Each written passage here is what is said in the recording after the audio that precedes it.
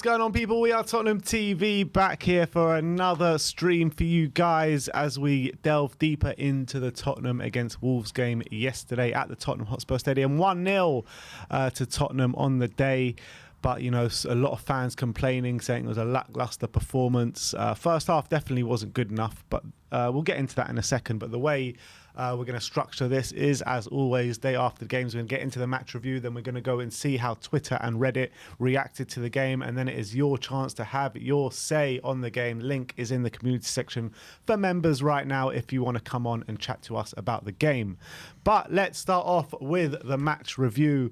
And like I said before, a bit of a lacklustre performance, especially in that first half. A lot of fans are getting worried in terms of performances, saying they're not good enough. People saying even Son needs to be dropped and all this kind of stuff. What would you say to them? Look, in terms of Sonny's performance, it wasn't great. I'm not going to lie. He improved in the second half, but his touch in the first half definitely seemed to be off. But I did think he was a much bigger threat in the second half. He did hit the post and stuff like that.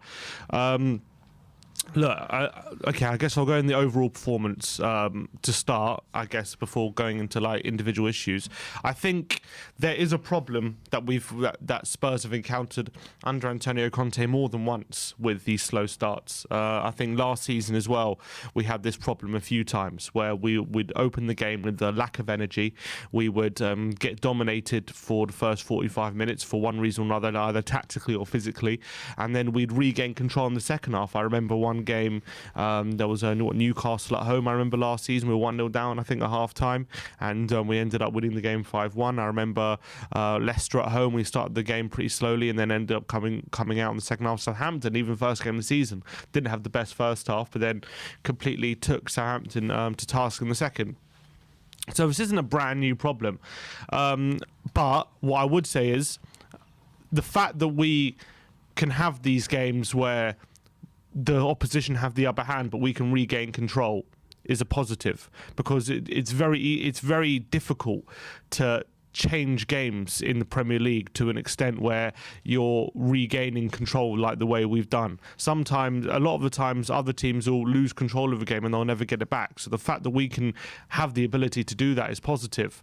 But we have to look at the reasons why we're struggling so much on occasion in these first halves, because one day it's gonna happen like last season, where we'll be 2-0 down after 20 minutes, like against Wolves, and then the game will be gone, and that can't be acceptable, to be honest. So I think I can understand the fans' frustrations, but also I think the fans also need to give the team credit for the way they came out in the second half, regained control of Wolves, the chances they created, and the fact that we were able to be the better team at the end of the day. And I think we had a pretty solid performance in the second half. So there's nothing to panic about for me.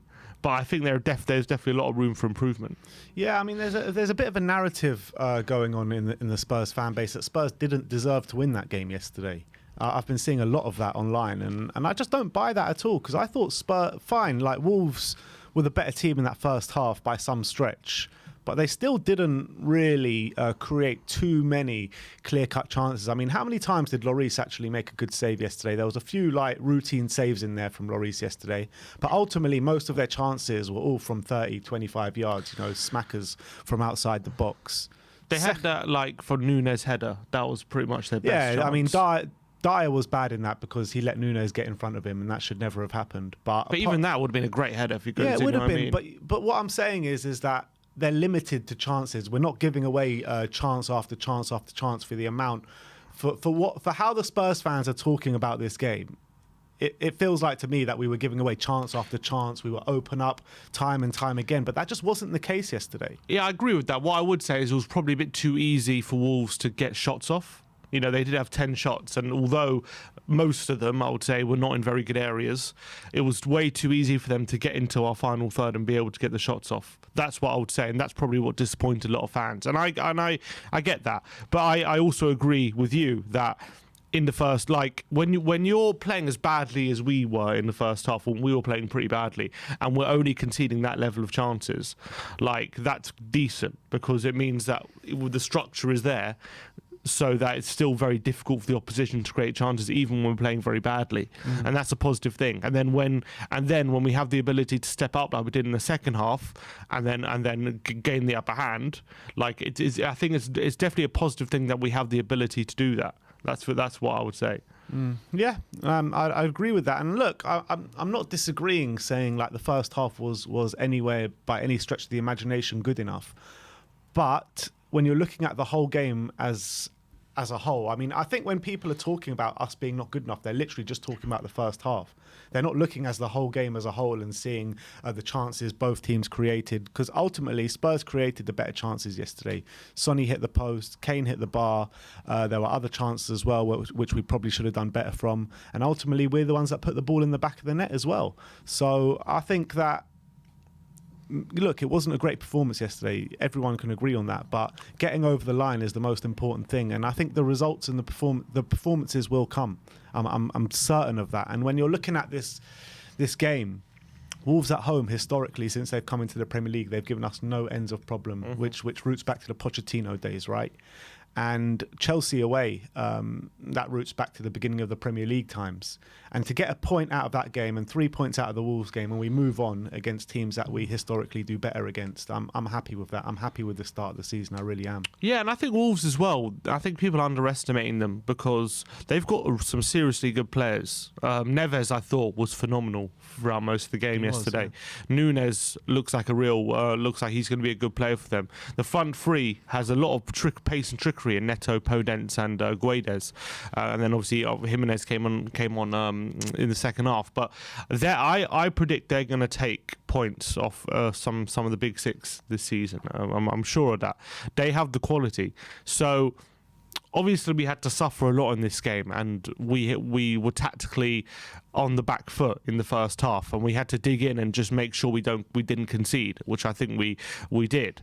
And I think the fact that Wolves gain that control, I mean, you're going to have periods in the season. You're going to have games like this. It's not going to be plain sailing. You're dominating throughout every game. You're going to have games where you're struggling and the opposition have the upper hand. But the most important thing is that you react to that and you regain control. That's what great teams do.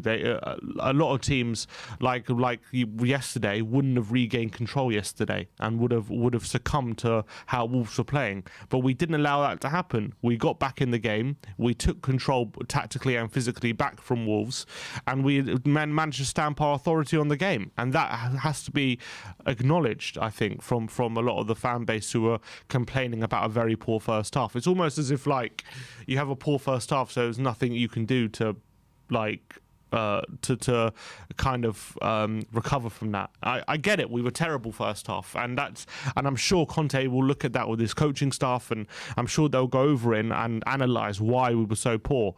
But I think that they also need credit for how we responded to Wolves in the second half. And I think ultimately, if you look at the XG and all that kind of stuff, Spurs end the game on top, and we're the ones who, as you say, create the better chances. So, for me, I think we're going to have a lot of better performances this season. I'm sure of it. We're going to have games where we blow teams away, but we're also going to have games where we struggle. And this is a game where we struggled, but we still go over the line. Yeah, absolutely. And you know, when moving on into the season, this is going to provide a good base for us as well. And people need to remember, like, this is a marathon. It's not a sprint. Like, going at 100 miles an hour at the start of the season is not always the best thing, because you can run out of steam.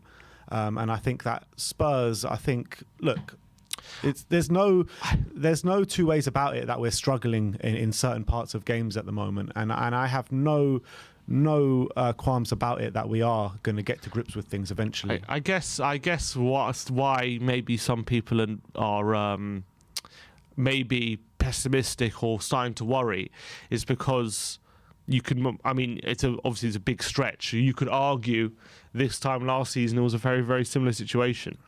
3 wins after the start of the season, but very uninspiring. Some fans saying, "Oh, it's fine. We're winning without playing well. That's a good sign." And some fans saying, "Oh, actually, we're not playing very well at all, and we need to step it up." I think it's completely different. I think it's completely different to last season. Last season, we were barely getting over a shot on target a game. Now we are creating openings. We are creating good chances to score goals. We scored 4 goals in the first game of the season.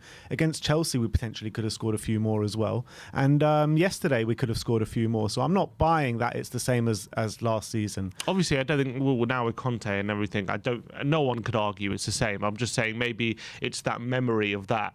And then it kind of, it brings that all flooding back, doesn't it? What I think is the main thing in the Spurs fan base, why they're getting so angry at these performances, because they're looking at Arsenal and the way they're playing, and they're battering teams away, and they've had a fairly easy start to the season. I mean, Bournemouth yesterday, they completely just... Bournemouth hardly even turned up to that game yesterday. You know what I mean? So I think that they're looking at Arsenal and being like, oh, they've got their shit together, and what are we doing? We're just about getting through games. But you got to remember, we've played Chelsea, who played Wolves, a lot tougher teams. I completely agree with that. I think we've had a much harder start to them. Yeah, I agree. So, I don't think fans should be looking at that and thinking, oh, they're looking so much better than us, so, we have to be worried. We just have to just concentrate on ourselves and our story of the season. And, look, the performances at the start have been a bit of a mixed bag, but I still think that we're clearly moving in the right direction. The fact we've got 7 points out of 9 from the fixtures that were the fixtures at first we lost last season, and very tough for me, quite tough fixtures as well.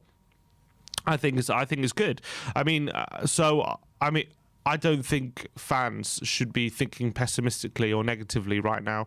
I think we got to be happy with how we're going, and I think performances will come as well, and hopefully a couple more signings before the end of the window as well, which Conte was alluding to in his press conference. So let's see how we do. In terms of individuals, we'll start with Sonny. Yeah, look, for me, I kind of feel like maybe we should rest Sonny next game. Not because I think he was bad yesterday, I think, in general, compared to how he plays. But I think you don't bring in someone like Richarlison, right, if he doesn't come in when other players either need a rest or are a bit out of form. So I understand. Look, and Sonny could start next week and bag a brace, and then everyone will shut up. But I feel like if a player isn't on top of their game for whatever reason, and Sonny does go through these periods occasionally where he goes 4 or 5 games where he's looking a bit tired and lethargic, maybe he does need a rest, then you have someone there ready and waiting, Richarlison, who spent £60 million on him. This isn't like a situation like a Bergwijn or whatever where you're not really confident in him filling in. You should be, at this point, be more than willing to put Richarlison in if you feel like one of the players isn't up to it right now. So for me, if Richarlison does start next week, I would have absolutely no problem with it, because that's the whole point of signing a player for 60 million, to add depth, quality depth. We need to get, as I said when we signed Richarlison, we need to get to a point where if Son is rested, it's not a story. Where if Kane is rested, it's not a story. It's just something that happens. That's just a switch. And for me, if Conte decides to rest him next week, then so be it. And I'm not going to make a big deal out of it. Yeah, I get that, and I agree with that. But also, if Sonny starts, people who are calling for him to rest shouldn't be angry about that as well, because you're talking about, first of all, you're talking about a manager like Antonio Conte. He knows exactly what to do in these situations. He knows exactly what to do. And you're talking about a player like Heung-min Son, Golden Boot winner last year, world-class player. These conversations about Heung-min Son happen every single season. Mm-hmm. And every single season, he proves people wrong. So I think Conte will make the right decision. If he chooses to start Richarlison over Son, I'm not going to have too many problems with it. And if he chooses to start Sonny again, then I'm going to be completely happy with that as well. So I think that it's a great headache to have, the Richarlison and Son thing right now, because I think Son can easily come in next week and bag a couple of goals, like you said, and be back to firing form. And Richarlison, he's knocking on the door at the moment because he's come on the last 2 games and really made an impact. Yeah. So I think it's a really good problem to have. But this thing about Sonny, it literally happens every single year, these conversations. And every year he proves people wrong. Even with Kane, it happens as well. After he goes through bad games, he's slowing down, this and that, and then he will go back the next week and score a hat-trick or something, and then everyone will be quiet. So, but the only thing I would say is, now we have... when Sonny is going through these periods, last season we didn't really have an alternative. We had to just keep playing him. And we had to pretty much play him through his bad form until he got good again. And he thankfully did get good again after a few games. And he always will, because that's the quality he has. Will. And I completely agree. But now we don't have... But I'm saying now, with Richarlison here, we don't have to do that. We don't have to play him through these bad periods. He can rest, or he can, fight his way back in the team, or whatever it is. But he can actually spend some time on the bench now because we have good alternatives. And now Conte, he shouldn't be an excuse now for Conte if Son isn't playing that well or whatever, that he has to keep playing him because he has no alternatives. That's not that excuse for me is out the window. He has alternatives now, and so Richarlison for me should get opportunities if Conte feels like Son needs a rest. Let's talk about. I want to talk about Rodrigo Bentancur because there's a lot of conflicting kind of reports on his performance yesterday. I saw on Match of the Day last night, Danny Murphy said he was our best player yesterday, which I thought was a bit strange. I thought first half he was really poor, actually, really poor, and he kept losing the ball in dangerous areas. His passing was off, wasn't really providing. I mean, the Wolves midfield dominated him in that first half. Second half, I thought he actually did play well, and he was one of the better players. He was driving the team forward. His passing was better, and he was much more combative in there in the middle of the park. It was very much a game, like a bit similar to the Spurs performance was Rodrigo Bentancur yesterday. Poor in the first half, much better in the second half. And the thing is with Bentancur, I feel like it's been like this a bit like throughout the season so far in these first 3 games. He's been a bit poor in one half and then really good in the second half. What is it with him? Why can't he consistently play throughout the 90 minutes this season? I don't know. I would say the whole Spurs team has suffered from this. I don't think it's just Bentancur, so I wouldn't single him out for that. But what I would say is I think Bentancur has this reputation now of being really silky on the ball, of being very calm and composed when he's being pressed and in possession, all that kind of stuff. And I think that's obviously a fair reputation for him to have. But I think because he has that reputation, a lot of his good work off the ball goes unnoticed. And I think his tackling and his interceptions for me are the strongest part of his game. I think off the ball he's a phenomenal central midfielder, and he does so much, and he does so much good work winning the ball back and setting us off on attacks and quick little passes into space which set us off going forward. He is very, very good at that, and I think a lot of that doesn't get noticed. And then when he does something in the middle, which is obviously a negative, like a bad thing, like for example yesterday where he played that first time pass just into no one and set Wolves on an attack, that is very, very much going to be noticed a lot more than a lot of good interceptions and tackles that he does. And I think Bentancur second half off the ball was brilliant, and I think for me there's things he has to improve on, but I still think he's had a pretty solid start to the season for me. And I think he's been very, very strong in the structure of the team, allowing us to get forward. When you see us break into space very quickly, the amount of times that starts from Bentancur is so many. If you rewind back to the start of moves, him just playing little square passes into Hojbjerg that allow him to burst forward or into the wing backs or something, he's very, very good at doing that. So I would just say that I think Bentancur. I don't think, when I say goes unnoticed, I don't even think that's that true, because I still think the fan base rate him a lot, and I think the fan base can see how much good he's doing. I just think in general, when the whole context of his performance is taken as a whole, I think those things can be overlooked sometimes. Yeah, it's a fair point. It is a fair point. And his midfield partner, Pierre-Emile Hojbjerg, what did you make out of his performance yesterday? I thought he was pretty good. I was pretty happy with him, to be honest. I thought, especially again, as with the whole team in the second half, I thought he really stepped up. There were times where we were under a bit of pressure in the second half, and he was able to relieve it with a couple of lung-busting runs down the line, earning throw-ins, earning free kicks, helping out the attack, linking out with Bentancur. I think the way Hojbjerg is able to have a bit of an all-round game, I think as well that's also overlooked for me from the fan base, because he does a lot of simple things very well. And I think because it's not flashy, because it's just simple football that is done to a good standard, I think fans overlook that as being very easy to do. And then when he misplaces a pass, the narrative comes that he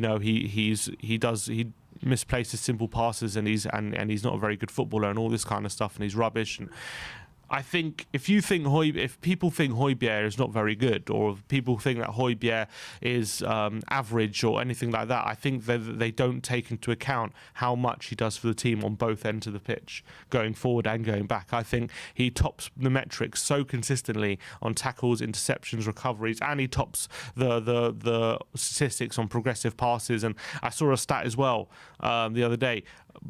Moved. If you see how many moves have started from Hojbjerg, I think he was like second in Europe. That led to a shot or something. Second to like Brozovic from Inter Milan, who's obviously a playmaker. Yeah. And I think his playmaking ability, I don't think he's a playmaker, but I think his ability to make attacks and make things happen in the final third is better than people give him credit for. I don't think he's elite at it, but I think if you ask a lot of fans, they'll probably say he doesn't do it at all. But I think it goes under the radar how much he does do for us going forward. I completely agree. And you're looking at these like defence splitting passes sometimes. They come from Hojbjerg. I mean, how many times have we seen it already this season? Like his forward passing, his dinks over the top, even through balls down on the ground. So I think... for one, I think Hojbjerg was one of our better players yesterday. I really appreciated his performances, and I love the way he drives the team forward. I really do, and he just never stops running throughout the whole game. But the player who I really want to talk about is Perisic. What a player. He came in and he made such a difference yesterday. The supreme quality he has on the ball, taking men on and also getting balls in the box. I mean, those crosses that he does already with such a small bite size of a sample that we've seen from him so far. What we're talking about the last 15 minutes at Chelsea, and we're talking about first 70 minutes yesterday. How many good crosses has he already put in? 2 of those corners, and then that one for Kane as well yesterday, and I'm sure there was one more yesterday in there as well, and obviously that header at the front post that obviously led to the goal yesterday. Yeah, and also what I took note of is how many headers he won in general. He is really good in the air, just in open play, and the amount of times a long ball was hoisted towards him, and he was able to beat his marker in the air. I think it was Johnny. He really had the advantage height-wise and aerially wise than his fullback, and I think that could be a big area of joy we could get from him throughout the season, because I think he's probably got the beating of majority of fullbacks in the league in the air. I would make that prediction. And if that's true, he could be a very good outlet aerially from goal kicks and stuff if need be. When we need to, if we need an out ball, he could be very solid at that. But it was just so refreshing to see someone.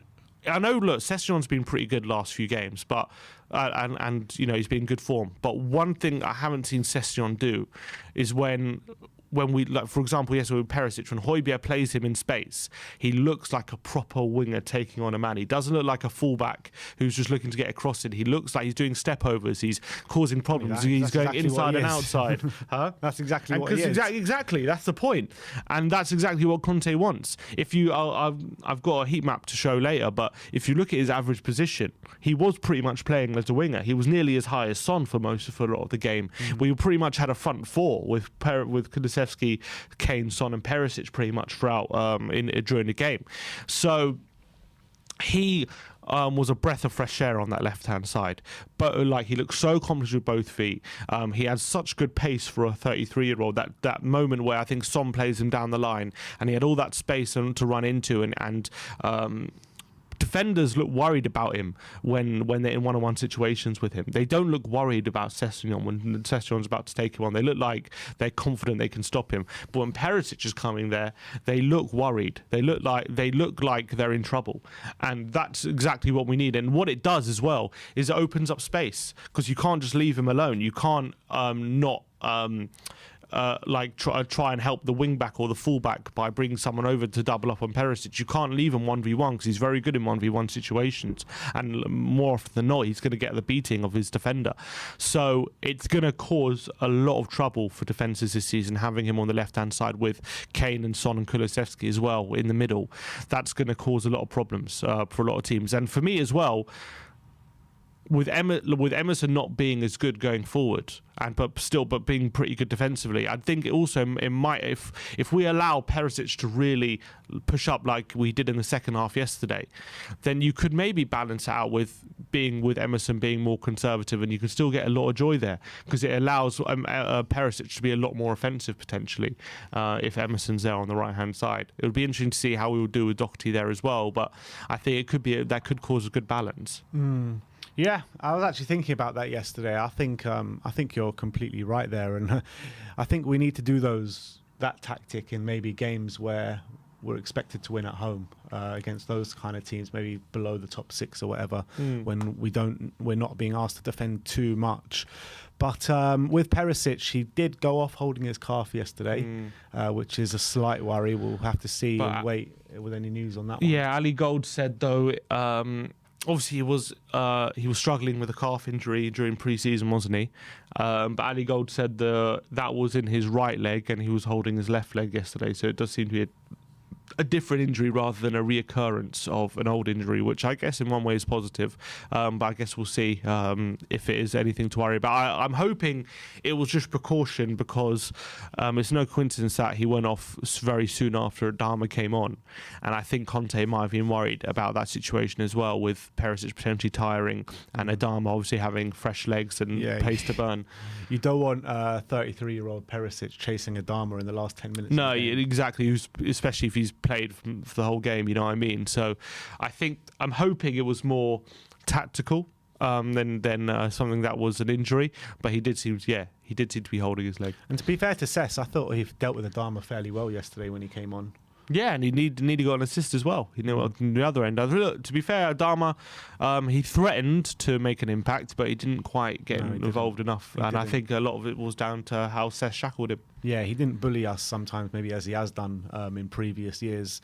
But let's just talk about the defence before we move on quickly. I want to talk about Dyer and Sanchez.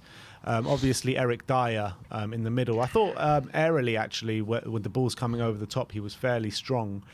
But where I felt he was weak was on the ball yesterday, and every time he tried to do one of these dinks over the top or one of his pings, it was just always too far. And he was shocking on the ball yesterday, Dyer. Yeah, I think in the first half we were forced, tactically into playing a lot of long passes. I think that's usually a telltale sign of when we're struggling, when we go long too often, and definitely we were doing that yesterday. And usually Dyer's pretty effective at that, but I agree. There are a few times as well he tried quick passes into Harry Kane and they weren't coming off. He was too shackled, they weren't accurate enough. His long passes over the top, either to Son or Perisic or Kulusevski, they weren't coming off whatsoever. He either overhit them or they weren't accurate enough. And that's something to be, I wouldn't say worried about, but it was frustrating because we know he can be very, very accurate with his long passes usually. So the fact that he was a bit off yesterday was a bit worrying. I can say the same for, I think, our whole back three. I think every time they played a long pass, it was definitely in the first half, it wasn't accurate enough. And that's the problem, right, in a Conte system with these defenders, because we need ball-playing centre-backs. We need players to be comfortable on the ball, especially in that back three. And Davinson Sanchez defended well yesterday for the most part. And it was on the ball where he looked nervy and not really comfortable and wasn't really doing it for us, playing it out the back. And the same goes for Dyer, and probably the same goes for Davis as well. Yeah, and I'm hoping maybe in the long run, Clement Lenglet can help with that. I do think Dyer is pretty good ball-playing centre-back. I think in terms of, if you're comparing him to most other centre-backs in the Premier League, I would say he's in the upper end in terms of his ball-playing ability, Eric Dyer. But when it comes to Ben Davies, I think he's probably slightly above average. I don't think he's anything special on the ball. I do think he's decent. He's probably better than your average defender on passing ability wise and stuff like that, but I don't think he's like elite. And then obviously Romero's pretty pretty good, but I think Sanchez, that's obviously his big area of weakness, is his on-ball ability. And there was a couple of occasions yesterday, despite all his good work, and I think Sanchez actually defended admirably yesterday, and I think he was actually pretty good overall. But there were a couple of moments on the ball where Lloris is playing it short to him. We're trying to play out the back, and it nearly cost us. And we nearly cost us a goal because of his awkwardness and lack of composure, and his that's something that at this point I don't know. I don't know if it's ever even worth talking about him ever improving it, because it's just been such a obvious problem for so long. Like, is that ever going to change? Oh, you'd have to say at this point, no. But to be fair to Sanchez, his ability, his defensive ability, is probably what gets him. What makes him a player who's good. His defensive ability is that good. I would say it's probably what gets him a spot which is good enough to be back up in our squad right now. Because you know, if it wasn't for him yesterday, you know, we might have conceded a goal or two with his covering tackles and stuff like that. So he has to have credit for that. But I just don't know if he's ever going to be the defender which is perfect, which Conte really relies on week in, week out. He's just never going to be it. He's not, but you look like, I agree with you that you have to give him credit for stepping in and defending like he does, because I think for the most part, for the majority of times he does step in, he defends really well. Yeah, and I'm very happy with Sanchez. And you know, you can't. It's not his game on the ball, and it's not his game being in Antonio Conte's system. And for him to slot in like that and defend really well, you know, we haven't conceded for 7.5 hours when he's been in the back three, and that's credit to him. But I completely agree. I don't think he's ever going to improve on the ball, but I do think that he's good enough to be a backup here. Yeah, I do, and you know, I think as well, he's played Champions League football for us before, and it was pretty decent when he played in the Champions League as well, so he can step in those games, I'm confident of. It's funny, though, if I offered you right now a swap deal, would you swap Sanchez back for Foyth? Would you do it? Probably would, you know. Yeah, I probably would as well. But I said at the time that I didn't want to see Foyth gone. I remember saying clearly at the time this is going to be a mistake. I actually think Foyth could be pretty perfect for us. Foyth could play right wing back, he could play centre back, he could play defensive mid. I think, like I said, in terms of that ball playing ability out from the back, I think he'd be really good. And super aggressive as well, good on the ball. Like I said at the time, I think it was a big mistake selling Foyth at the time. He was good in a back three for us, even under Poch. Whenever he played against Dortmund in the back three, and I remember in the Champions League knockouts, and he was really good. The problem came when he was a back two, and there was a lot of pressure on him to be physically dominant. And also, he was extremely young when he was was extremely young. And now look at him; he's on the brink of a move to Barcelona. Apparently, really, he's going to Barcelona. So. It was interesting to see how I don't think he was ever going to fit into Mourinho's system. No, he wasn't. But I think he fits into a Conte system, and I think he fits into a Poch system. Yeah. Which is a shame. It's a shame. But it's a shame. Look, what can you do? Yeah, I agree. But yeah, look. I think Sanchez now 7 hours without conceding as well. Over 7.5 hours. 7.5 hours, yeah. Fair play to him. Yeah, it's fair play to him. And you've got to give credit where credit's deserved. And I think a lot of people like to slander Sanchez. And I think you've got to give him credit where it's deserved. And this is one of these moments, because 7.5 hours is no mean feat at all when you're thinking about when he's stepping in for our best defender as well. Yeah, and difficult games as well he was playing in. So, you know, you've got to give him credit. Yeah, absolutely. But anything else you want to touch on for the match review? Set pieces. Yeah, you've got to say as well, we're really starting to see what Gianni Vaio is about with his set piece routines, because it's not obviously we scored from one, which is the key and what probably brings it to mind. But it's not just that; it's in the first 3 games we've been really, really dangerous from set pieces in every game, and I can see him mixing up. I can see different ways of where he's aiming for and things like that. When even if Son takes it, if Perisic takes it, we every time we get a corner, we look like we're being a threat now, and it was no surprise when we played Chelsea and when Perisic took that corner, there was 4 Spurs players around the ball. I don't think that's an accident. I think that was definitely planned.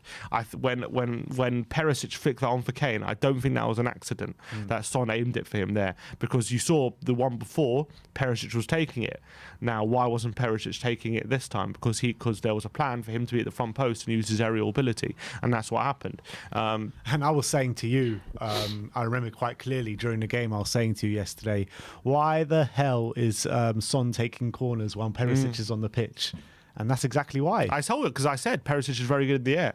Yeah, he's very good in the air. And so that's something you got to balance out, because obviously he's also really good at taking corners, but you got to balance it out sometimes because you need that aerial ability as well. So I think we mixed up brilliantly. The corners he took, we nearly scored from. Sanchez nearly scored from one. We nearly scored in the first half as well. There was a flick on, I think it was from Dyer or from a defender, and nearly fell to Kane, and it ended up just going wide. Against Chelsea, as you say, we had a couple of really good set pieces. Against Southampton as well, we were mixing up. We were playing these short corners, which Kulusevski was whipping crosses in as well, which I think as well is something we're looking a lot more dangerous from.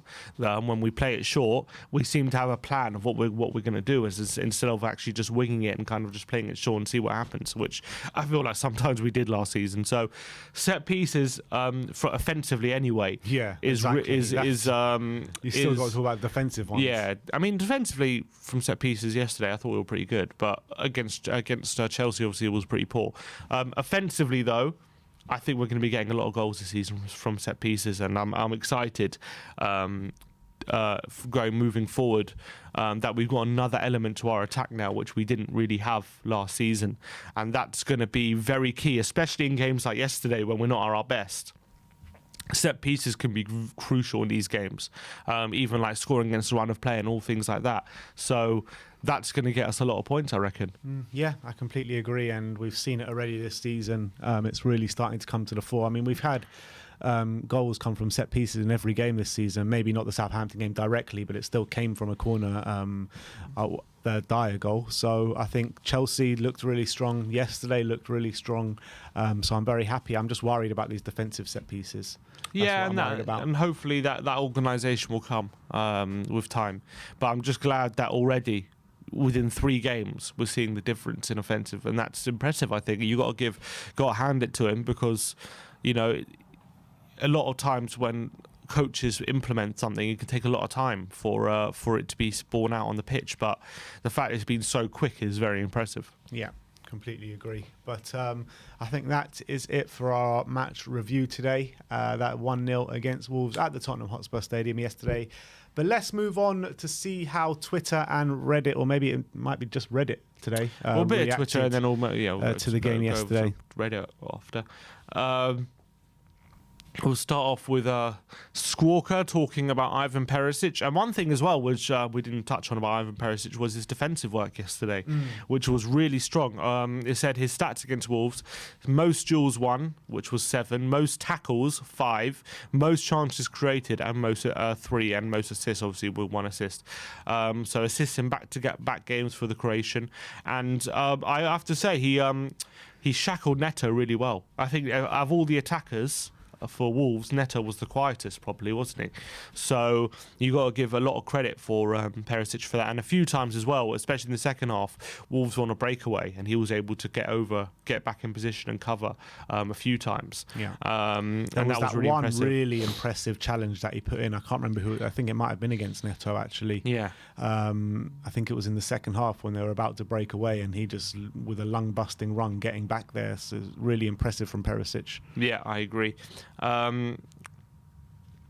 This one says the next Man City versus scraping through games. So that was Arsenal versus Bournemouth. They won 3-0, but they actually had a lower XG than us against Wolves, which is interesting enough. Arsenal against Bournemouth yesterday? Apparently. That's mental. They had a lower XG than we did against Wolves, which goes to show maybe we don't get enough credit for the chances we create potentially. But then again, Harry Kane's XG for that goal must have been very, very high as well. Yeah, and also that XG for the chance with the header, would that have been like that was like 0.4 from the crossbar or something? Yeah, that was like 0.4. I remember at the time. Yeah, I have to check that. Because at half time our XG was 0.4, and that was literally our. That only was chance. 0.04 though. That's 0.04. Yeah, which is like 4%. Yeah, that wasn't. No, it wasn't a quite. I thought you meant no in the second half.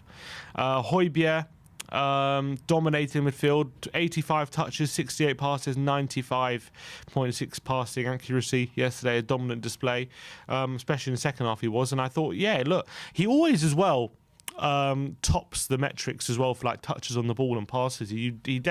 From that point of view, like as I've said, he goes under the radar for how good he is on the ball, and I think he should. It should be acknowledged more. Why does Hojbjerg get such a bad rap from the fans? It's just because occasionally, and unfortunately for him, it does happen once or twice a game. He will have an easy pass and he won't make it, and he'll put us in trouble. Yeah, but still, and he's got to sort in that out. specific games though, he always has like over a 90% passing completion rate. And I think it's the ones that he doesn't make, they stand out. And I think that maybe it's because he makes so many passes, and then those few that he doesn't make, they really stand out, and it gives off this narrative that he's actually not a very good passer, when actually he is a pretty good passer. And I think as well, he plays more, like for example, you don't see like Rodri or Fabinho maybe make the passing mistakes he does, which is fair. But I also think Hojbjerg is a bit more adventurous with his passing than they are. So maybe because of that, maybe it counts against him, because some of those passes don't come off, and that makes him look bad. But in general, if he wanted to play the passes that Rodri, and I mean they obviously also play good passes, but a lot of the time they just play it very simple. Whereas I think Hojbjerg maybe plays it forward more than they do, which maybe counts against him in some cases. Yeah, maybe you're right there. That's why I think he tries to play a few line-breaking passes. Kane scored his 185th goal yesterday, which puts him in number fourth place in the Premier League all-time goal scorer list, one ahead of Aguero, which also made him the all-time leading goal scorer for one club in the Premier League, which is impressive. Breaking records every game, RH. Exactly. He's now 75 goals away from Alan Shearer. Jolien Lescott said on BT Sport he doesn't think he's going to break Shearer's record. Yeah, I thought... At 29 years of age, he needs another 75 goals. What's stopping him? Just injuries, really, surely. Nothing's stopping him. Nothing's stopping him, because we've seen him have big injuries in a season where he's out for 2 months of the season and still hits over 25 goals. So I don't think anything's stopping him, and I think there's no way, unless he's out for literally a whole season, I don't think he's in any harm of not breaking that record. But to be fair, in 3 of the last 4 seasons, he hasn't hit 20 league goals. So is that something to consider when thinking about it? How many is he behind? 75. So look, how many seasons has he got left? For me, I think he can go until he's 34, 35. So in my opinion, I think he'll easily break that if he goes till that long. I think that's why. I mean, at least 33 at the bare minimum he could definitely go to. And if you, as I've said before, you look at how the top strikers in this day and age have kept themselves in a good condition, and their longevity. You got Benzema, who's about to win the Ballon d'Or at 34. Yeah. You got Lewandowski, who's banking 40 a season, and he's 34. So even look at someone like Jamie Vardy. Yeah, exactly. 35. He's still getting at least 15 a season. So why can't Kane go till that age? And we're talking about them still bagging in. It's not like they're ended. They're going to go probably for another 3 years at least. So why can't Kane? He'll break it. And also, he's only about 16 goals behind Jimmy Greaves now. Yeah, and he'll probably break that this season now. Yeah, definitely break that. And he's 2 behind Andy Cole, having played 180 less games. Wow. And you think about how prolific Andy Cole was, so that's really, really impressive. And obviously he's going to smash Wayne Rooney. He'll probably be second by the end of the season, I would say. Well, he's how many? Who is second? Rooney on 208. So he's now 15 plus 8. He's 23 behind Rooney. 23 in second. Yeah, I mean, it's possible he'll break it this season. It might be a stretch, but he could do it. It's possible. Yeah, it's very possible. And then obviously here's our XG from yesterday. Despite having less efforts, we have definitely had a lot. And if you look at the efforts, this is why stats can be misleading, because you see how many shots Wolves had. That's exactly what I was saying. And then look how many shots are outside the box and not very good quality chances. And then even though we had less, only one outside the box, the rest obviously look how close to goal they are. So I think that definitely needs to be acknowledged. Do you think that if Son puts away that chance that we hit the post, Kane puts away that chance that we hit the bar, that people are still complaining about the performance I and don't think result so. today? If we win 3-0, no. It's just because it was obviously the game was a bit on a knife edge because there was only one goal in it and then the poor first half. But I think if we put the chances maybe we should have in the second half, I don't think there's anywhere near as many complaints of the performance. Let's look at what I saved at Reddit. So here was Ronaldo. Obviously, he was at the game yesterday. Do you reckon he enjoyed it? Enjoyed what he saw? Well, don't know about if he enjoyed what he saw, but he enjoyed himself at the game with his new Spurs shirt. That's for sure. Look at that. It was nice to see R9 enjoying the Tottenham Hotspur Stadium. That was good stuff. I hope he gave Kane a little pep talk like Maradona did when he came. Yeah, exactly. We need to see the content of that. Very true. Harry. So these are all the records Harry Kane now breaking, and all the ones that he's very close to breaking. So most goals scored for a single Premier League club, most Premier League goals scored for Tottenham, most European goals for Tottenham, 40, which is 44, most away goals in Premier League history, most Premier League goals in a calendar year, most goals and assists in his first 6 games of a Premier League season, most Premier League Player of the Month awards. Oh, really? He holds that record? I didn't know that. Which one? What was most Premier League Player of the Month awards goes to Kane. 7 Player of the Month awards. Most competitive goals for England men's team. Most goals for England's men's team in a year. Most major tournament goals for England. And those are all the ones he has. And these are the ones he's very close to having. So he's 3 away from being the all-time goal scorer for England. He's obviously Premier League, most goals of Premier League history, is 75 away from that. Most goals scored for Tottenham, he's 16 away from that. Most league goals scored for Tottenham, he's 35 away from that. And most Golden Boot awards, Premier League Golden Boot awards, he's 1 away. Who has the most Golden Boots? Is it Shearer? Must be. Or Henry? I thought Henry might have 4. I'll check. Is it Henry or Shearer? Shearer. He's only one away from having the most Golden Boots out of anyone. So that's also very impressive. These they keep coming. These are how many is Henry with 4, so he's not far away from. How much Salah's also on 3, isn't he? Is he? Yeah, because he won in his first season, his second season, and last season. We shared it with Kane. Henry did it in 01, 02, 03, 04, 04, 05, and 05, 06. Okay, so Kane needs one more, and he's level with Henry. Let's hope he can do it. But yeah. But then Salah also needs one more. Very true. Yeah. Very true. You saw Dane But with Harry Kane, it's not bad for a one-season wonder, is it? Exactly. Not bad at all. Dane Scarlett got an assist yesterday. It was a nice assist, wasn't it? Yeah, nice cross to the back post, and there it is, heading it home for Portsmouth, which was nice. Big up Dane Mbappe. Yeah, this was obviously Davinson Sanchez. He hasn't conceded a goal in 7.5 hours. So that was him getting recognition. Here is a little discussion on Richarlison. It says... I'd be very tempted. It says, first of all, Richarlison is looking sharp, and unfortunately, Sonny is not just yet. Should Richarlison start next game? It says, I'd be very tempted to start him. We've relied on Sonny way too much in the past, and perhaps a bit less pressure and a chance to change a game off the bench would be good for the team. There's no denying if you stick with him, Sonny will find form soon. But the whole point of a strong squad for me is we can afford to start him on the bench next time. What are your thoughts? And he says that some people really need to learn the difference between a point of discussion and a statement or whatever.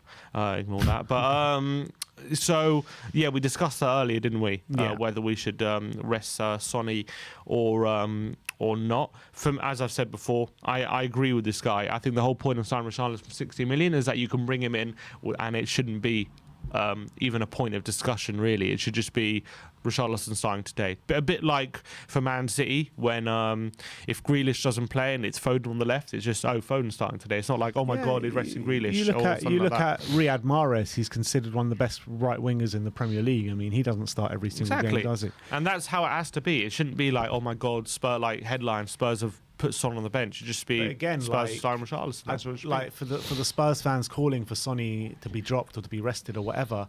It should be we accept the decision, whatever it is, because it's great to have Son there and it's great to have Richarlison there too. Exactly. So, whatever the decision is, Spurs fans need to get behind. And I think as well, Conte definitely values like the energy the players can bring and stuff. So I really don't think, if he really believes that Sonny is tired or anything, I really believe he will put Richarlison in. I don't believe he's unlike last season, he's going to force himself to keep starting these players if they're tired or needing of a rest or out of form. I think, and if Sonny is starting, then I have to believe that he's showing in training that he's more than ready to play and more than ready to show that freshness in the game. And that's what I got to believe. I don't believe if Sonny's looking lethargic and tired in training, Conte's going to start him. Does the same go for Harry Kane, though? Because can someone produce for us on a pitch what Harry Kane can actually produce with his dropping deep, linking up the play, spreading the ball left and right, supreme passing ability, supreme finishing ability? Yeah, I mean, you could argue it's maybe a bit different for Kane because Richarlison can't really do what Kane can do. I want not necessarily he can do what Son could do either, but in terms of that, Kane has got a very specific role in this team, in that hybrid role of that number 10 and number 9, which he's so good at. Obviously, Richarlison isn't as good at, can't really do that, but what Richarlison offers, which Kane doesn't maybe offer, is that running in behind and being able to really stretch the defence, maybe more than Kane can. He might even be stronger on the break if it's with Richarlison, Son and Kulu. Exactly. That's also something. So if Kane is off form, 100%, I agree. I think Richarlison can come in without too much discussion, I hope. Although I would say there might be more discussion if Kane got dropped in Son, just because of that role he plays. But like you said before in the match review, it shouldn't be like a whole big story if one of them do come out for a game, because this is what we need a squad for. Yeah. But I just think because we're so used to Kane and Son just being such massive players, they still are for us. Like, it always will be, especially earlier on, if they ever get rested or dropped, it probably will be a story within our fan base. And there will be, like, criticism if the result doesn't go away and they're not on the pitch. But hopefully we just need to get a stage where it's not like that. Yeah. And here's what I was talking about, the pass map yesterday, the heat map, the passing map. So look how far Perisic is. This is Perisic here on the left-hand side. Yeah. Look how close he is to like Kane and Son. Like he's really far compared to Emerson, who's more closer to the level with the midfielders and stuff like that. That is what Perisic can bring to you, that kind of offensive ability, and that's going to be very important. And look how wide it also forced Davis to be a lot wider as well, which like I think he can be decent at, maybe potentially if he's got the cover, which he would do with two centre backs with him. It did force Davis actually a lot wider than he probably is usually, which is interesting. And this is only the beginning for Perisic, because I think once him and Sonny really learn that their games and really start linking up with each other, they're going to be dangerous. They're going to be so dangerous together on that left-hand side. I can't wait for it. Yeah, I'm looking forward to that. But yeah, it's just interesting how the difference in Emerson and Perisic in terms of how far up the pitch they are. Emerson here quite far back, and then Perisic very far forward. So I'd look, for example, without Sessegnon, I really can't envisage Sessegnon being that far forward. He would probably be level with Emerson. Exactly. So that's what Perisic can bring. Yeah. But also, Emerson needed positionally to be there because of Sanchez yesterday. That's also another point to prove, because Davinson Sanchez obviously isn't the best at playing out the back and driving forward and stuff like that. So Emerson needed to be closer to be a bit more reserved and be closer to him tactically for Spurs yesterday. Yeah, it's also a decent point.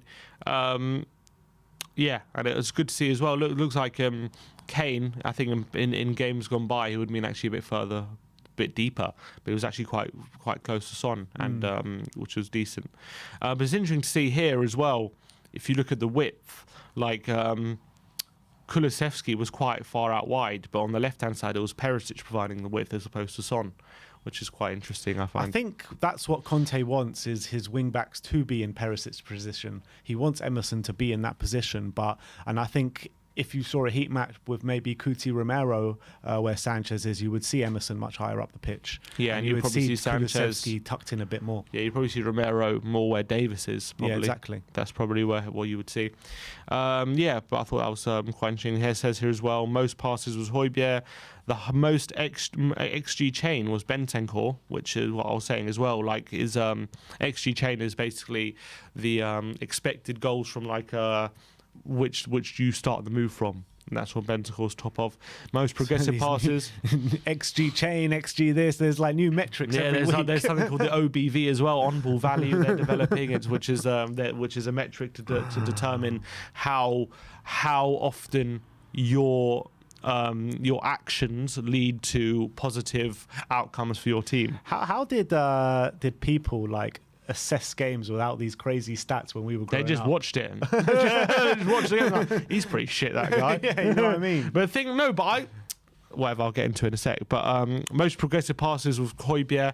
Most progressive passes received was Kulusevski. And also, we didn't chat about Kulusevski. I actually thought he was really good in the second half. Like, really good. Second half, he was really good. First half, he did a few good things as well. Yeah, first half, I mean, he was okay. But second half, he really came to the party, and he was he wasn't as good as he was against Southampton, I wouldn't say, but he was definitely providing for the team positively. His strength on the ball is absolutely brilliant. Players seem to bounce off him, and could have got 2 assists. He sounds Nuri, I thought. Yeah. In that second half, not as good as he was against Southampton, but still a strong Southampton, display. He was phenomenal. Pretty much how the game went. So that's at 45 minutes. It wasn't good going well, as you can see, 45. But this is at that 45. But still, Wolves. We only entered the XG map at like half an hour, 40 minutes gone. 40 minutes. That's what we entered it. We entered it there, which 45 minutes. Yeah, literally. That came because our XG goes really high, and they're still theirs stays fairly low. And as you can see, they didn't really have one chance. See a big jump there. Yeah. So. It says here, based on this model, how many times can you expect Spurs to win the game? 59%. 59. So 60% of the time we win the game. So I think that goes to show that we probably did deserve it. And the other time, it's 25% of the time it's going to be a draw. And that's what it suggests from this model, which is interesting. So panic over. Yeah, exactly. And that's it. All right, so that is how Twitter and Reddit reacted to the game yesterday. Let me know your thoughts in the comment section. Now it is your time to have your say. We're lining up the guests as we speak, but let's get through a couple super chats before we do that. Faz Radfar saying Son renewed the contract when we were at our lowest. So I think he's saying that we should. That's a fair point. I don't think Son give him a bit more loyalty. Yeah, because Son, I'm not saying he doesn't get the credit, but like when Kane was looking to leave and we were all over the place as a club, that's when he signed the contract. So that shows a lot of loyalty and and what it means to be at Tottenham. It does for him. So I agree that maybe he doesn't get enough love for that, what he did for signing that contract, but I definitely remember it. Yeah. Me as well. And Avi Troops with the super chat saying we are not playing good but still gaining points isn't that good, but when we click after 1 or 2 signings we're going to be a very tough team to beat. And is Arsenal being tested yet? They are getting overgassed. I mean, Arsenal fan base is they're going a bit nuts at the moment, and look, they're playing well. They are playing well, but bigger tests are yet to come, and we'll see how they stand up to those challenges. Yeah, and I said that I predicted that they were going to start the season when they had like a house on fire. That was my prediction. I don't think it's necessarily just going to be against the big teams where they come unstuck. I just think when they first of all, when the Europe starts, they're playing twice a week, which they haven't really been used to yet over the past 2 years. Really, they haven't had much European football. And when they go deep in Europa League, and they have to really make a choice between top 4 battle or really giving their all for Europa League. I reckon, in my opinion, if that comes later in the season, I think they prioritise Europa League. Yeah, I mean, it'll all depend on the circumstances, see where they are in the league and stuff like that. Yeah, of course. But I think if I'm saying, I predict they're going to be in the battle for top 4, and they're going to be deep in Europa League. And I think if it's a chance between, if they've got a chance, for example, to consolidate top four or try and break into the top four, and they've got a big knockout game in the Europa League, I reckon they'll prioritise Europa League, and that could maybe hamper their progress. So for basically what I'm saying about Arsenal is, I don't think right now is the right time to judge them, even though they're playing very well. I expected that. I just think later in the season, when all these different, maybe injuries and maybe when Europe comes, you're going to see more difficulty for them. All right, well, enough about them anyway. Let's go on to our guests now, and let's start off with Hassan. How you doing, Hassan? Good, how are you guys? Yeah, we're doing all right, Hassan. Look, we got the win yesterday. There's been a lot of talk about whether we deserved it and whether we got away with one yesterday. How did you assess the game? What narrative do you go by? Was it a good thing that we're winning while not playing too well, or are you worried about the level of performance? It's a tough one. I think first half we were obviously really poor. I think everyone could see that. And then second half, we obviously improved and we got the goal, and we probably could have had two or three. Whether it's a good thing that we're playing badly and getting results, I think so. Because like many people have come to realize, and Conte also pointed out, that these three fixtures last season we got 0 points from. So to pick up 7 from 9 from these fixtures this time, it does show some sort of improvement. And I think like people in the comments were saying, once we do click, it should be a lot more enjoyable than their first half. In terms of the performance, I think it's difficult because we didn't make too many tactical adjustments in that second half, but we seemed to play better. And I think that was just down to, intensity. If you're going to play play against a team who have 3 in midfield, and you have 2, you got to be quick with your passes, right? You can't dawdle on the ball. You got to beat their press and play out for the back. And I think we did that a lot better in the second half, and that's why we were more successful. So I think also because it's the same XI, apart from Perisic that played last season. We haven't seen any of those new signings that are, meant to take our team up another level. And hopefully with the upcoming fixtures where we have, I think, 3 games in 7 to 8 days, hopefully we get to see, the rotations and that come into play. But I think so far it's not ideal, but it's not horrible either, because we've got, 7 points out of 9. And I think if you gave us those 3 games before the season started and you said a draw at Chelsea and 2 wins, you'd take it. A lot of fans are comparing our start of the season to what we had last year when we won 3 games but weren't playing well, and ultimately it fell off. How do you compare? I think that's a bit of an overreaction because, yeah, we're not playing well, but we're not playing well compared to what we've seen before under Conte, right? Where we've sometimes just demolished teams. Against Nuno, we created like 0 chances. Like we had 1 or 2 chances each game, and fortunately we got them, right? That Chelsea game maybe is a bit of an exception where I don't think we played that well. But the Southampton game, I mean, we ran through them. We could have had a lot more. Even this Wolves game, in that second half, we created a lot. I mean, you showed on the XG map, we had a lot of chances. So no, I don't think it's right to compare it to what happened against Nuno. But I would like to see more consistent performances throughout the 90, because had it been a better team with a better striker or better front 3, we could have been punished in that first half. Yeah, what did you make out of Perisic's debut though? A lot of people giving him a lot of praise. Were you impressed with what you saw? Yeah, I think first half, like the rest of the team, he wasn't, anything to shout about. But I think you saw glimpses of what he's going to offer. I think you're always, almost 90% of the time, going to expect a cross from him. I mean, you saw that one, in the 45th or 46th minute for Kane's header, right before half time. It was only about a yard of space, but he beat his man. He just got us crossing, and it was, bang on. And he's going to do that. That's going to be what he does. There was a bit where he skipped past the defender in the second second half, and then one of the defenders blocked it when he cut back. There's another chance where he could have just had a shot at goal, but he tried to pass it in. So I think he had a really solid game. It's nothing amazing or crazy, but I think as he gets more game time, we're going to start to see just how well he will fit into the system for us and how big he's going to be for us. Talk to me, Hassan, about the Richarlison and Sonny debate. Some fans calling for Sonny to be rested or to be dropped for the next game because he doesn't look as on it as maybe he has been doing in the past. Richarlison coming on the last 2 games, making an impact. What do you do with that position for next game?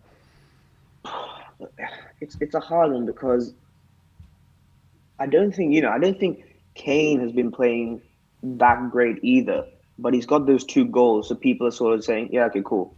He's got the goal at the end against Chelsea, and he got the goal today, so bravo. But look, he hasn't been playing that great either. I think Kulusevski, after that Southampton game, he hasn't been that effective either. But people are, going on to Son because he hasn't got a goal yet. So it's a bit harsh to put it all on him. I'm not saying he hasn't been bad because he has been, right? He just looks lost a little bit sometimes. He doesn't know whether to, just go full at it or to wait for the rest of the team to come because, that's his natural game, just charging at defenders and beating them for pace. And I think he's holding back, maybe confidence. I'm not too sure. But whether you drop him for Richarlison, I think you're going to see that regardless because of the amount of games we have coming up. I think regardless, he's going to be replacing Sonny or replacing, Harry. But I think if there's any game for Sonny to get back into form, it's against Nottingham Forest. And it's going to be a fine line for Conte to choose whether to rest him and give Richarlison, a debut against the easier side, or let Sonny go at the easier side and hope that he gets back into form and scores a goal or 2. Because with him, once he scores 1 or 2, the next couple of games he's going to be, bagging them for fun. But he goes through this every single season where a few games he'll be off it, and he'll be amazing for a couple. Then maybe 2 games he'll be off it, and we just juggle it as fans with emotions. But for me, I think I'll keep him for the Forest game, just in hopes that he clicks back in, because once he's on it, we're going to be unstoppable going forward. And then I'm sure Richarlison will get a shoe-in against Fulham or someone like that. What have you made of Richarlison in his cameo performances so far? Yeah, I think they've been bright. He's very direct, which is something that is very good. I think there was one moment where he held up the ball and he just beat one defender and kept going, and then Neves got a tackle in at the end. And yeah, he's just an energetic character who, when he comes from the bench, is just exciting to see. He's really good at pressing as well, which is something that will be really helpful. And yeah, he hasn't played a lot, so it's hard to take too much. But I'd like to see him play the full 90 and see what we can get from him. All right, Hassan. Big up, my friend. Big up. Always good to chat to you, and we'll see you next time. Come on, you Spurs. Come on, you Spurs. We do have kickoff in the Premier League, by the way. 2 games going. Leeds against Chelsea, 7 minutes in, and West Ham at home to Brighton as well. So we're all Brighton and Leeds today, aren't we? Exactly. Let's hope they can do something. Let's go on to our next guest, and he goes by the name of KPV. Hello again. You right, KPV? Yeah, I'm all good. Kyle Volker-Peters. What? Who's that? Who's that? How you do? Kyle Walker-Peters. What? Yeah, I'm all good, mate. Just got my head back from last night. You just got what, sorry? Just getting my head back from last night, from the big fight. And were you in the ring? Were you in the ring, Carl? no, I just watched them. I watched it, but I have to say, Ash got it spot on. He's a sore loser, AJ. Embarrassment. Like, moan, like, but who cares? Anyway, move on. Fight somebody else, kid. This isn't fighting, kid. This is all about Kulusevski TV. Exactly. Talk to me about Kulusevski. What did you make out of his performance yesterday? I actually thought it was brilliant. Like, as in, I've got the shirt with his name on, but he hasn't, like... Exactly. He can't have a bad name now. He can't have a bad Like, game now. no, he's had, what, 3 good games, I have to say, but people were saying, oh, he wasn't good. Like, seriously, put some respect on the ginger from Sweden. I'm a big fan of his, and he's actually, like, 6 goals, 9 assists since his Premier League debut in February. No one has got more than him. Yeah. Like, Exactly. he's brilliant. Like, What he's definitely a must-have in FPL for me. What about in terms of must-haves for FPL? Tell me about Perisic. Oh man, another must-have. Come on, I know Ben, and I think you have him, Sim. I don't actually, not on my FPL. Ben, but yeah, I thought it was brilliant. Perisic, another assist to Kane. Looks like we're seeing a new partnership, but now it's Kane and Son partnership. But like Kane and Perisic, why not? But yeah, brilliant performance at home again. Like yeah, first start. Finally, we're seeing one of the new signings have a start, but people are debating Sonny to be dropped. Well, I'm afraid I've got some bad news. What's that? Like, he ain't going to be dropped. Like, yeah, you can moan about Sonny and big up Joy, but stop disrespecting Sonny, mate, because get behind him. Yeah, he hasn't been good, but he will get his stuff together and he will score goals. Like, and I want to call out Joni Lesko. He's saying he's not going to break Shearer's record. Shut your mouth, rude boy. He's going to break it. You don't know who he is. Shut your mouth, rude boy. Exactly. Either put up or shut up. Like everyone said. Shut your mouth, jabroni. Know your role and shut your mouth. That's the one. Don't disrespect Harry Clarsey, as Expression said.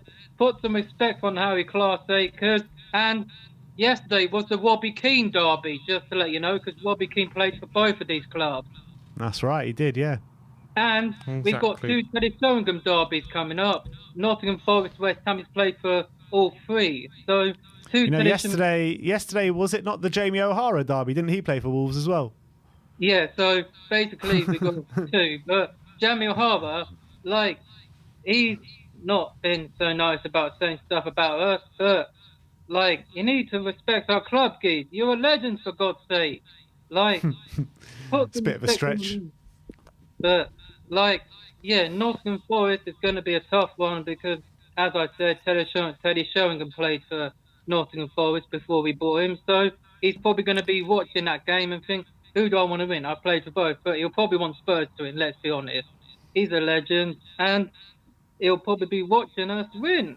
And I said it before, we're still unbeaten. Like, let's keep that unbeaten one going until we play those lot down Seven Sisters Road. Exactly. All right, let's hope so, Kyle. Big up, Kyle, as always, my friend. People in the comments saying good knowledge and protect KPV at all costs. So big up to yourself, mate. Yeah, big up. And just before I go, Ben, I think you should do this, mate. Like, if anyone has an Arsenal player in their team, just give them a 3-match ban. Is what you should do in the FPL mini. No, they're getting disqualified. They're getting chucked out, Kyle. Yeah, that's the 3-match ban, the disqualification. So, yeah. No, disqualification forever. No 3-match ban. That's it. It's an unforgivable act.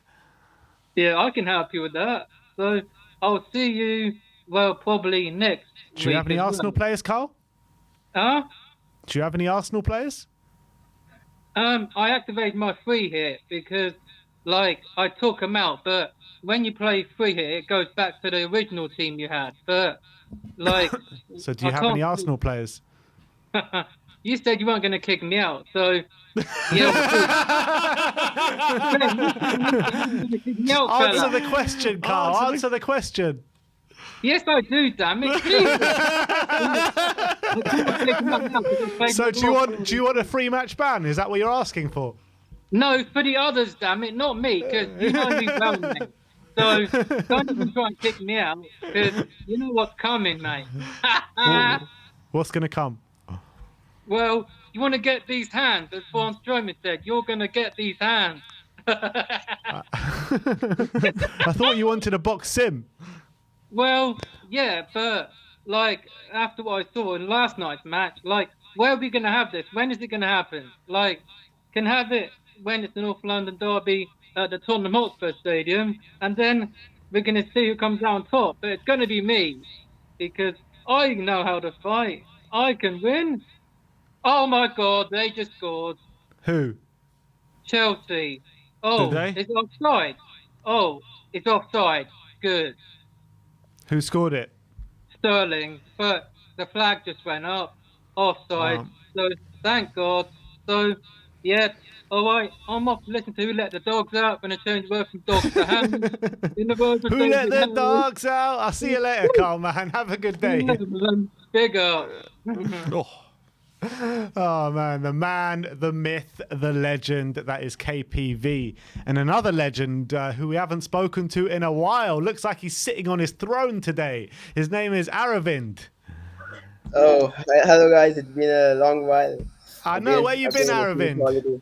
holiday. I've actually been shifting places, so I couldn't come Okay. online. So, yeah, It's good to have you back. It's good to have you back. it's good. What is this chair you're sitting on? It looks like you're on a throne. No, it's actually a bed. Okay. Okay. I see. Yeah, it looks cool, man. Looks cool. But talk to me about the game yesterday. What were your thoughts? To be serious, looking at the team, there's actually a system which we are playing, which we haven't seen last season, and especially if you actually see our first three games, Southampton, we won against Southampton, which last season we didn't win. Yeah. Chelsea, we lost points, and Wolves, we lost points at home Yeah. when we were at Conte. So we've gotten 7 points this season, which we got zero last season. So that shows that we know how to tackle these teams with the same team we had last season. We haven't integrated our new signings. So this shows that there is a system which is being planned, which I haven't seen for a long time. Like I'm confident that even if our team is 1-0 down, we can come back with a goal, or if we get the goal, we can stay with the lead. So these are positive signs, but I still think there's a lot of things which need to improve in terms of our squad. What do you put our struggles, maybe in the first half against Wolves and maybe against Chelsea? What do you put them down to? I I still think like Perisic is okay, but our wing backs need to contribute more. If Perisic did really well, we can see he can beat a man. But Emerson Royal, I still don't think he's the right person, and I feel that there's someone. I don't know why our club is not spending big on a right wing back. I think so that's really important. I know Jet Spence is a player, but I don't know whether Conte wants him to start him immediately. So our wing backs is someone which we still need to improve, because if our wing backs improve, then there's a lot of chances that our team can score goals. And we saw Emerson gets the ball at the right, but he doesn't have that quality to put in a crosses like Trent, or he doesn't have. When Perisic has the ball, he has the ability to beat the person and put in a cross, but on the right, it's very it's a difficulty, and especially when you have Sanchez is not good on the ball, that puts a lot of pressure on the wing backs to do it. So I feel that is one concern, and there's a lot of people who are uh, against Hojbjerg and Bentancur. I know they didn't have great games, but they were decent. They were not that bad. They were able to like pick up the game pace of the game, and it's very hard to judge these players in 3 games, right? We can't. We saw it last season. We got 9 points last season. A lot of people were saying that we believe in the system. I know there were a lot of people who didn't, but 3 games we can't judge a lot. After we see the September end, when we have a Champions League matches, which come by, then we have a clear idea about how this team plays. Yeah. A lot of Spurs fans are worried at the moment, saying our luck is going to run out at some point if we keep playing like this. What would you say to them? I don't think so. This is luck. I think so. Like a lot of players are integrating into our team. This we are not.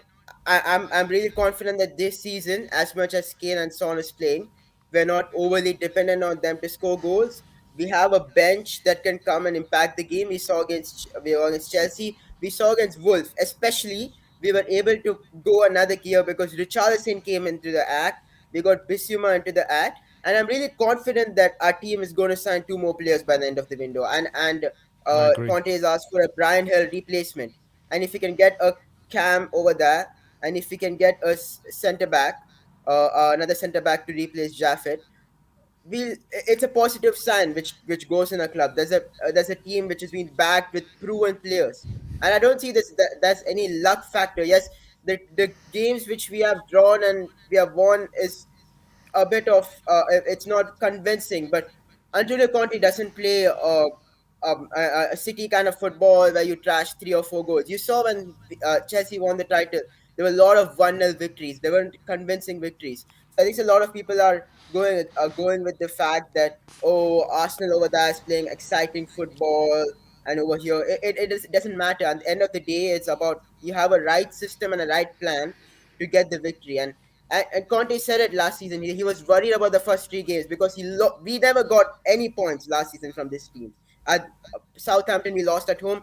Chelsea, we didn't get a point, and Wolves, we didn't get. So that's basically 7 points extra, which we got from last season, where he has improved.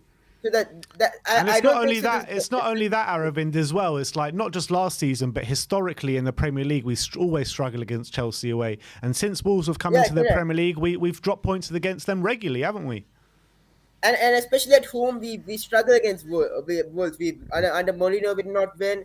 Even against Poch we lost. So there is positive signs, and I think so. Fans need to be patient. Like we need to see what happens in the few more games because against Nottingham and all that stuff. And I really do feel that, but I still feel that there are crucial areas this club needs to target. I will not, we should not be talking about the title right now, but 10 games or 11 games into the season, and if we have a strong start, then we can aim for something this season. And I'm pretty sure that's what Conte wants. He wants a strong start. He's not giving any stupid statements to say that we will win the title, but that's his ambition for sure. And as much as a team is not, a lot of teams is not capable, we have the World Cup coming in, so anything is possible. So if we really have a strong start, then it shows. And I do believe that we'll have a strong start this season. We have a system. The players know what they want to do, so that's the most important thing. Agreed. There's been a goal in the Premier League actually. Brighton have they scored. had a penalty. Yeah, Welbeck just earned a penalty. He must have scored it. Yeah, it was a foul. Their new centre back gave it away. Carrera, what's his name? Agard or whatever his name is. No, Carrera from PSG. Carrera, sorry. Anyway, yeah, so it looks like they've scored. And also, by the way, Steven Bergwijn has just scored for Ajax again. Bloody hell. Aravind, out of our new signings, what do you see them solving any tactical issues that we've maybe encountered early in the season? Do you see any of them coming in and maybe doing roles which can improve us? Perisic is one of the players which we saw. We can see that there's a huge improvement from Sessegnon. Which, as much as Sessegnon is good, he's not able to beat a player. He's not, and Perisic knows what he wants from Conte. So that's one signing over there which improves. Richarlison is someone I think so he trusts more than Bergwijn because we can see like he's physically more apt to that role. And we saw against Wolves, we saw against Chelsea where he's able to beat a man, he knows to go past a man. So these are players which Conte wants. I know like Spence is someone he doesn't want. I feel that there's an agreement between Levy and Conte is that I'll give you some players, but I want some players for the future. And I have a strong feeling that there is a contract on table that Conte wants to sign, or else it doesn't make sense for someone to get Odigi, Spence for the future. Like why are we getting this players? So I think so. There's a contract on hold, and just Conte is just seeing what the club does till the end of the window. And if we can actually get the 2-3 players which he wants, I think so. He'll be like confident. Okay, I have a squad to work this season, and have a squad to build for the next two seasons where I can surely say that yes, by next season we can win the title for sure. Like we'll actually be over there. So I think so. Conte is just waiting for another 10 days where okay, like I've got my players, the board is backing me, and and it's going to work. So, and I do believe, I feel that a Cam will, we need attacking midfielder as much as Hojbjerg and Bissouma, Skip, Bentancur is that we need someone who can create the chances, and another centre back as much as Sanchez. If Dye gets injured, we don't have any perfect player to replace. As much as Longley has been said as CCB, which I'm not convinced. So if we need a central centre back, and if we can get a Cam, that I won't say that's the strongest team to compete with City, but at least he has a core squad to work with. And if any magic which we can see from Conte magic, if he has a core squad which he wants, it's actually good. Like what we have, Betango, Kulusevski, that's 2 plus 5 is 7, and 8 and 9. We're signing 9 players, and it's not a joke, but that's a lot of players in a window, which Yeah. Spurs never signed. And it's a lot of quality players. It's not some random players which we have signed. Okay, regardless of Spence, which you fans don't agree. There's still Longley is a proven player. Richarlison is a proven player. Bissouma is a proven player. Perisic is a proven player. Foster is a proven player. I don't see this is a negative, and we just need to wait. That's what I would say. And the roles where I feel after a few games, once they get adjusted, I could see a Bissouma come into the starting squad if he does well. I could see a Richarlison, which is putting competition on Son. So players are there to do a lot of things. Then there is options. We can see from the bench that Conte is able to bring his players he wants. He's able to make his changes, and this huge impact, which we didn't have last season. When again we didn't play really well against Wolves. We get in a player, we're able to like change the gears. It's huge positive signs. I don't see any negative. I agree with you, Aravind. I completely agree. But it's been a pleasure having you on once again. Do call in more often, and Yeah, we'll sure. see you soon. We're back, and hopefully we get few more wins and we're able to kickstart the season. Brilliant, All right, brilliant Aravind, stuff, love to Aravind. see Good you. to see you again. We'll see you soon. You may. This Bergwijn goal is actually really nice. Have a look at it. He picks up the ball maybe like 35 yards out, holds off a player, bursts just outside the area and hits it in the bottom corner. Really nice. Why can he do that for us? It's not Dutch league. Is there anyone else? No. All right, fine. We'll leave it there for now. The score updates are Leeds 0, Chelsea 0, West Ham 0, Brighton 1. So West Ham carrying on their dodgy start to the season. But we'll be back for player ratings and the 5 takeaways very soon. So thank you everyone for joining us today. Like, subscribe and comment. And as always, come on you Spurs.